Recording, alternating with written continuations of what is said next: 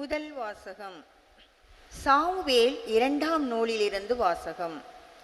அந்நாள்களில் ஆண்டவரின் வார்த்தை நாத்தானுக்கு அருளப்பட்டது. நீ சென்று என் ஊழியன் தாவீதிடம் ஆண்டவர் இவ்வாறு கூறுவதாக சொல்.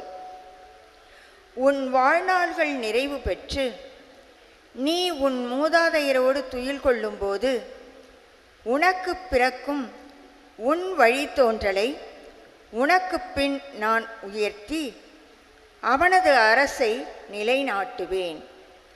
எனது பெயருக்காக கோவில் கட்டவிருப்பவன் அவனே. அவனது அரசை நான் என்றும் நிலைநிறுத்துவேன். நான் அவனுக்கு தந்தையாக இருப்பேன், அவன் எனக்கு மகனாக இருப்பான்.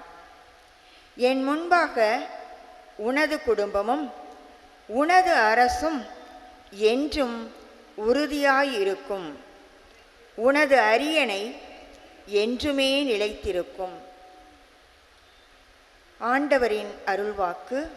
இறைவனுக்கு நன்றி.